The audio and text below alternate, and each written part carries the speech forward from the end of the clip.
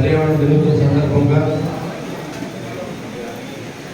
కోరువెల్లి గ్రామంలో మొక్కలు నాటి కార్యక్రమం ఏర్పాటు చేసినటువంటి సభాధ్యక్షులు భాస్కరరావు గారికి, అదేవిధంగా మిత్రులు గౌరవ మల్లికార్జునరావు గారు, రాష్ట్ర కార్మికులు పరిసర కార్మికులు పౌర కార్మికులు పరిసర కార్మికులు చైర్మన్ ఆకాశ స్వామి గారు, టైలర్స్ ఫెడరేషన్ అధ్యక్షులు, అదేవిధంగా దార్మాడి భాస్కరరావు గారు, ముప్పిడి సరోజిని గారు, ఎంపీటీసీ గారు, ప్రభాకర్ రావు గారు, డిఎండిఓ గారు, మల్లికార్జునరావు గారు, ఏపీడీఓ గారు, అదేవిధంగా రాజరాజేశ్వరి గారు తహసీల్దార్ గారు, పుల్లాబాబీ గారు జనసేన మండల అధ్యక్షులు, కిలపతి వెంకటరావు గారు టీడీపీ మండల అధ్యక్షులు, దత్తు ప్రసాద్ గారు బీజేపీ మండల అధ్యక్షులు, మరియు కోరిమల్లి ప్రజలు, డోక్రా మహిళలు, మీడియా మిత్రులు, బీజేపీ జనసేన తెలుగుదేశం పార్టీ నాయకులకు సోదరులు అందరూ కూడా హృదయపూర్వక నమస్కారం. మరి గత ప్రభుత్వం ముఖ్యమంత్రి బయటకు వస్తే మొక్కలు కొట్టేయాలి, పరదారు నడిచే ప్రభుత్వాన్ని మీరు చూశారు. కానీ ఈ ప్రభుత్వం వచ్చినప్పటి నుంచి ఏ మొక్క కొట్టకూడదు, ఎవరైతే మొక్కలు లాంటి కార్యక్రమం చేస్తారో వాళ్ళందరినీ ప్రోత్సాహం ఇచ్చే ప్రభుత్వంగా, ఇది రైతును ఆదుకునే ప్రభుత్వంగా ఈరోజు మరి ఈ పవన్ కళ్యాణ్ గారి ఆశయంతో, అదేవిధంగా మన ముఖ్యమంత్రి గారు గౌరవ ముఖ్యమంత్రి చంద్రబాబు గారి ఆశయంతో ఎంతో నమ్మి మనం ఈరోజు ఓట్లేసే జనం డబ్బులున్నా లేకపోయినా మనం పనిచేయాలని మంచి ఉద్దేశంతో ఇవాళ నరేంద్ర మోడీ గారి ఆశయంతో ప్రతి విలేజ్ లో కూడా అన్ని రోడ్లు వేసి కార్యక్రమం ఇవాళ ప్రభుత్వం చేపడుతుందని మీకు తెలుసు. మేము ఎలక్షన్కి వచ్చినప్పుడు కోరుమల్లి రావడానికి ఎలా వెళ్ళాలని ఒక పైలట్ ని పంపించి ఒక మోటార్ సైకిల్ మీద వెళ్ళి ఏ రోడ్డు అయితే కారు వెళ్తుందని చూసే పరిస్థితి నుంచి ఈరోజు ఈ కోరుమల్లి గ్రామానికే కాకుండా ఈ చింతపల్లి నుంచి మేనూరు కూడా రోడ్డు వేసే కార్యక్రమం ఇవాళ చేపట్టాలని మీకు తెలుసు. గడిచిన ప్రభుత్వంలో రైతులు దాన్ని తోలి ఎక్కడ తోలాలి, ఎప్పటికప్పుడు వస్తాయో తెలియని పరిస్థితుల్లో ఆ రోజు రైతు ఉంటే ఈ రోజు రైతు అకౌంట్ లోకి 48 గంటలకు ఇచ్చే ప్రభుత్వం ఈ ప్రభుత్వం కూడా మీకు తెలియజేస్తూ ఉన్నారు. ఇదివరకు సర్పంచులు, ఎంపీటీసీలు, జడ్పీటీసీలు ఎంతమంది నెగ్గినా ప్రజల్లో తిరిగే ధైర్యం లేదు, దమ్ము లేదు. ఎందుకంటే ఎక్కడ ఒక గంట చెప్పడం మట్టి కానీ లేకపోతే పేద ప్రజలు ఆదుకునే పరిస్థితి కూడా లేదు. ఎస్సీ సప్లై నిధులు కూడా దోచుకున్నటువంటి ప్రభుత్వం. మరి ఈ రోజు చంద్రబాబు నాయుడు గారు వచ్చిన తర్వాత పవన్ కళ్యాణ్ గారు ఆశయాలతో ప్రతి గ్రామాన్ని గ్రామ స్వరాజ్యం రావాలి, ప్రతి గ్రామం బాగుంటేనే పట్టాలు బాగుంటాయి, పట్టాలు బాగుంటేనే రాష్ట్రం బాగుంటుంది ఆలోచనతో చేసిన వ్యక్తి పవన్ కళ్యాణ్ గారు. ఇవాళ ఎక్కడైనా బయట ఒక సర్పంచ్ వెళ్ళి చెప్పాలంటే వాళ్ళ రోడ్డు మీద వేయించాలని చెప్పుకునే అవకాశం ఇచ్చిన ప్రభుత్వం ఇది. గత ప్రభుత్వం మీకు తెలియదు, మళ్ళీ ఇప్పుడు చేస్తే విమర్శలు చేస్తూ ఉన్నారు. మరి ఎందుకో నాకు అర్థమవుతుంది.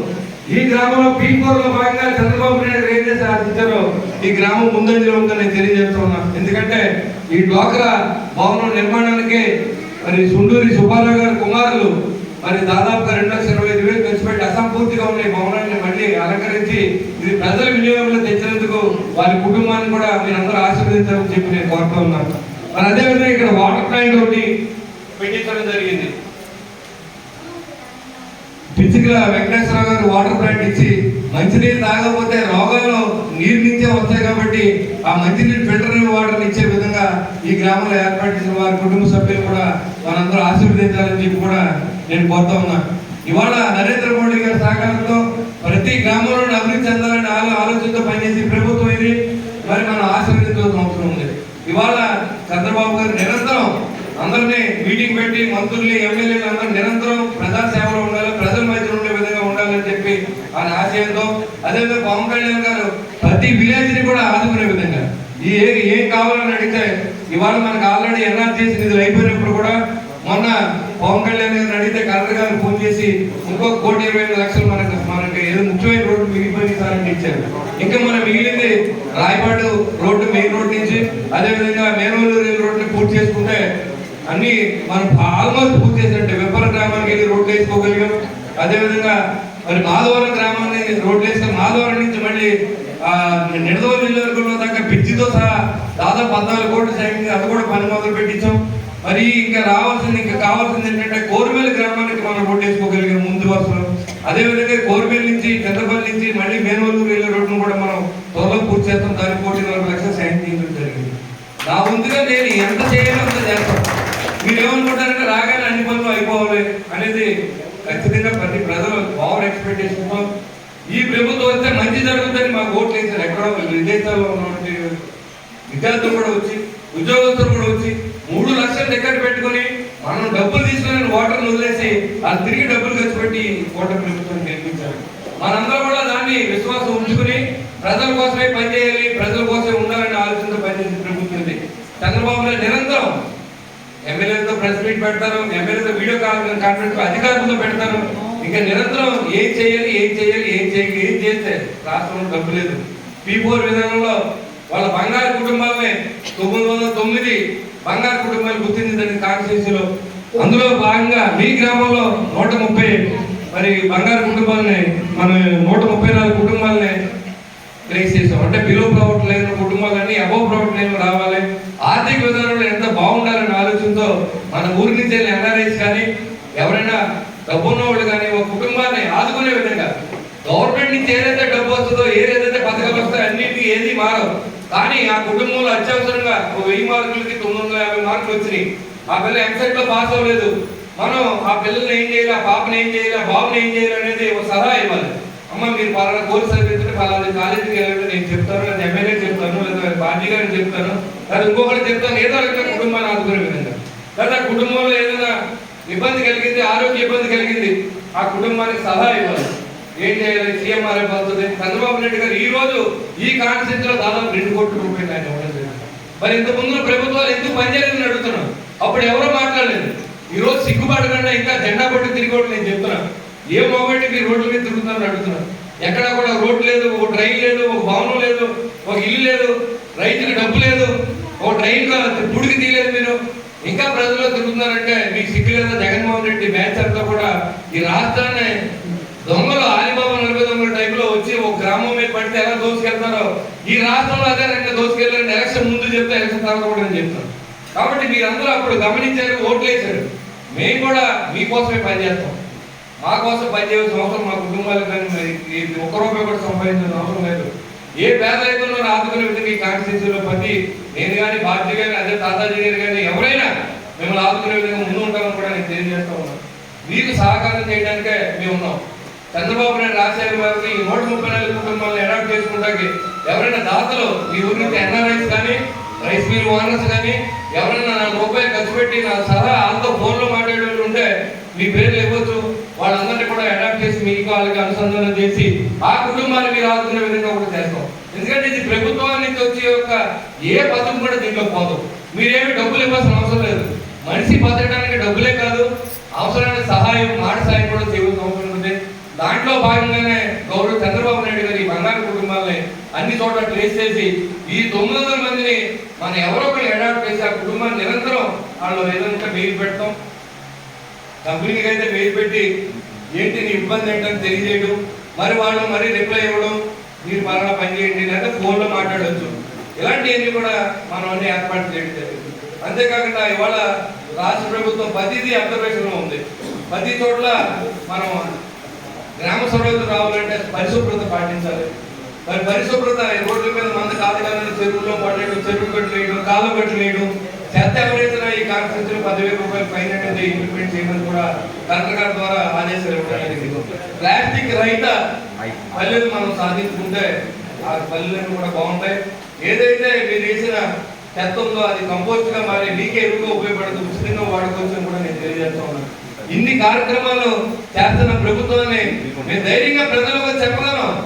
గెలిచిన మొదటి రోజు నుంచి ప్రజల దగ్గరికి ఆరాటంగా తిరగడం కంటే పనిచేసి వెళ్ళాలనే ఆలోచనలో పనిచేస్తాం. 2 సంవత్సరాలు అవకాశం ఉంటే 2 సంవత్సరాలు అన్ని రోడ్లు పూర్తి చేసుకుంటాం. గతంలో 3 సంవత్సరాలు విలేజ్ డెవలప్మెంట్కి వాడుతూ ఉంటాం. ఎన్ఆర్జీఎస్ నిధులు కానీ లేకపోతే ఇంకా 15 ఫైనాన్స్ కానీ కేంద్ర రాష్ట్ర ప్రభుత్వం నుంచి వచ్చిన జిల్లా పరిషత్ నిధులు కానీ పంచాయతీరాజ్ నిధులు కానీ అన్ని కూడా మీకోసం ఖర్చు పెట్టి అన్ని గ్రామాల్లో బాగు చేస్తారు. అదే ఎస్సీ ఎస్టీ సప్లైలో డబ్బులు తీసుకున్నారు, బీసీ కార్పొరేషన్ లో డబ్బులు తీసుకున్నారు. 64 సంవత్సరాలు చేశారు. దాన్ని చిన్నాభినం చేసిన ప్రభుత్వం, సలహాదారులు కోట్లాది రూపాయలు దోచుకున్న ప్రభుత్వం ఇవాళ మళ్ళీ వచ్చి చంద్రబాబు నాయుడు గురించి మాట్లాడితే సిగ్గు లేదా జగన్మోహన్ రెడ్డి కూడా నేను అడుగుతా ఉన్నా. ఇంకా ఎవరైనా మీరు వైసీపీ అభిమానులు ఉంటే సిగ్గుపడండి అని చెప్పి తెలియజేస్తా ఉన్నా. ఏ మొక్కటి మీరు అడుగుతారు, ఏం చేశారని అడుగుతారు.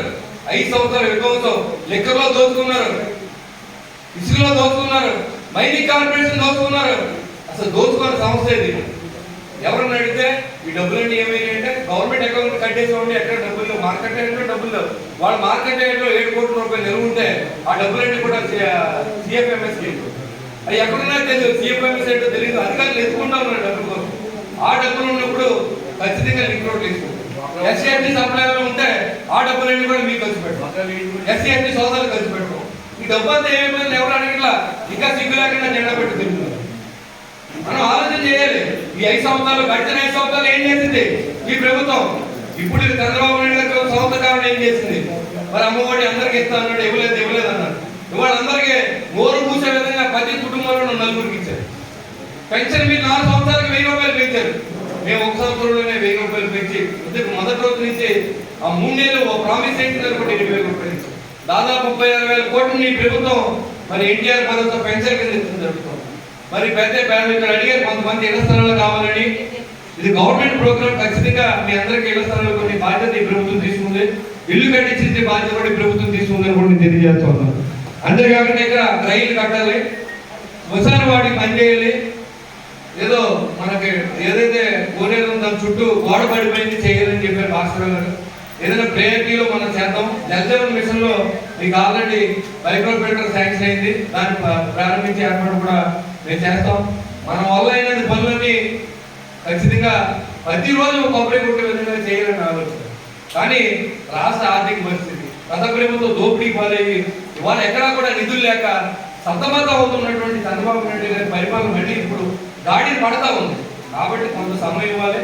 ఎవరైనా మీరు ఇంట్రెస్ట్ ఉండి వేరే కుటుంబాన్ని అడాప్ట్ చేసుకుంటాం, మేము ఆ కుటుంబం వాళ్ళకి కావాల్సిన సలహాలు ఇస్తాం, ఆ కుటుంబానికి కావాల్సినటువంటి ఇబ్బంది ఏదైనా ఉంటే మీరు తీరుస్తాం ఉంటే మీ పేర్లు ఇవ్వాల్సిందిగా నేను మిమ్మల్ని కోరుతున్నాను. మీ తహసీల్దార్ కానీ గవర్నమెంట్ అధికారికి ఎవరు కానీ మీ సచివాలయంలో కానీ పేర్లు ఉంటే ఖచ్చితంగా మరి ఇక్కడ 134 కుటుంబాలు ఉన్నాయి. చంద్రబాబు నాయుడు గారి కళ నిజం చేయండి. నేను అడిగింది ఏంటంటే మీరే డబ్బులు ఇవ్వక్కర్లేదు, ప్రభుత్వ పథకాలు మామూలుగా ఇస్తారు, వాళ్ళకి మాట సాయం చేయండి అనే విధంగా మీ గ్రామంలో ఎవరైనా దాతలు వస్తే మీరు వారి పేరు ఇవ్వాల్సిందిగా కూడా నేను ఆహ్వానం తెలియజేస్తూ ఉన్నాను. కాబట్టి చంద్రబాబు నాయుడు గారు నిరంతరం ఇది బాగుండాలి, రాష్ట్రం బాగుండాలి, రైతు బాగుండాలి, రహదారులు బాగుండాలి, మరి అందరూ బాగుండాలని ఆలోచనతో మరి ఆయన పనిచేస్తూ ఉన్నారు. ఆయనకి మనం ఓతలు ఇవ్వాలి. ఇవాళ నరేంద్ర మోడీ గారి సహకారంతో మరి భూభద్ర శ్రీనివాసరావు గారి సహకారం, ఆయన ఈ కాన్స్టిట్యున్సీకి దాదాపుగా 3 కోట్ల రూపాయలు ఉంటుంది. 2 కోట్ల రూపాయలతో డయాలసిస్ సెంటర్ ఇచ్చారు, వాటపాటి రోడ్డుకి 50 లక్షలు ఇచ్చారు, ఉప్పర్ రోడ్డుకి 50 లక్షలు ఇచ్చారు, ముసానాలకు ఇంకో 2 కోట్ల రూపాయలు అందించడం జరిగింది. అవి కూడా ఇస్తే ఈ 1 సంవత్సరంలో 5 కోట్లు ఇచ్చినట్టు. ఆయన కూడా కాన్స్టిట్యున్సీ తరఫున మీ తరఫున కూడా నేను హృదయపూర్వక నమస్కారం తెలియజేస్తున్నాను. ఎందుకంటే ఇవాళ ఎంతో మంది మరి ఎంపీలుగా పనిచేశారు. మరి పనిచేసిన వాళ్ళు ఏం చేశారని చెప్పుకుంటే సంవత్సరానికి 50 లక్షల నుంచి 70 లక్షలు మాత్రమే కాన్స్టిట్యున్సీ. అలా కాకుండా ఈయన మంత్రి అవ్వడం వల్ల, నరేంద్ర మోడీ ఆశయాల మేరకు ఈయన పనిచేయడం వల్ల మరి ఆయన దాదాపు 5 కోట్ల రూపాయలు ఈ కాన్స్టిట్యున్సీకి ఇచ్చినందుకు ఆయన కూడా నా ధన్యవాదాలు తెలియజేసుకుంటూ మీ సహాయాన్ని 4 సంవత్సరాలు కూడా అందిస్తా ఉన్నాం. ఎందుకంటే గడిచిన 5 సంవత్సరాలు కూడా మన కాన్స్టిట్యున్సీలో ఏ పని జరగలేదు, లూటీ చేయబడిన కాన్స్టిట్యున్సీ ఇది. కాబట్టి అందరూ సహకరించండి. ఎవరో మూర్ఖులు ఇంకా మీరు ఆలోచన చేసుకోండి ఒకసారి. ఇంకా మీరు ఎవరైనా మేము వైసీపీ అనుకుంటే మీ గుళ్ళ మీద చేసుకుని గత ప్రభుత్వంలో ఏం చేసింది, ఈ ఓటర్ ప్రభుత్వం ఏం చేసిందని కూడా మీరు ఒకసారి ఆలోచన చేయవలసిందిగా నేను కోరుకుంటూ మరి పవన్ కళ్యాణ్ గారిని, చంద్రబాబు నాయుడు గారిని, నరేంద్ర మోడీ గారిని కూటమిని ఆశీర్వదిస్తారని నేను కోరుకుంటూ సెలవు తీసుకుంటాను.